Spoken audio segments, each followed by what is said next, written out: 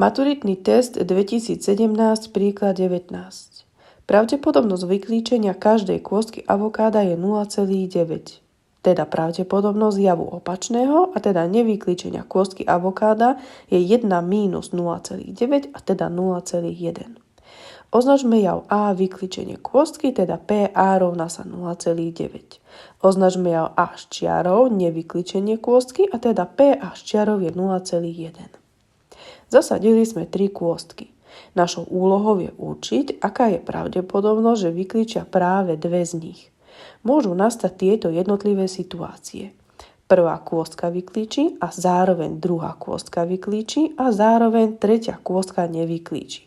Pravdepodobnosť takéhoto javu spočítame nasledovne. To, že prvá kôstka vyklíči, pravdepodobnosť je 0,9 a zároveň prezentujeme znamienkom krát. Druhá kôstka vyklíči je opäť pravdepodobnosť 0,9 a zároveň opäť krát.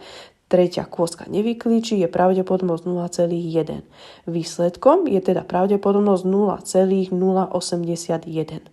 Ďalšie prípady sú, že prvá kôstka vyklíči a zároveň druhá kôstka nevyklíči a zároveň tretia kôstka vyklíči.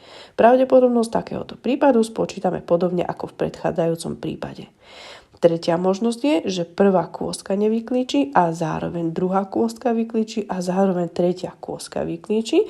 Pravdepodobnosť tohto javu spočítame takisto podobne ako v predošlých prípadoch. Tieto jednotlivé situácie nastávajú nie súčasne, ale vylúčujúco. Teda nastane buď prvý prípad, alebo druhý, alebo tretí. Alebo v matematike prezentujeme znamienkom plus.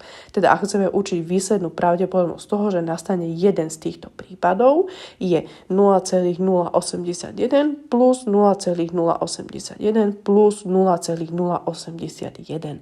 Výsledkom je 0,243 a po zaokrúhlení na 2/10 miesta dostávame výsledok 0,24. Ak sa vám video páčilo, budem rada, ak mi dáte palec hore a prihlásite sa na odber.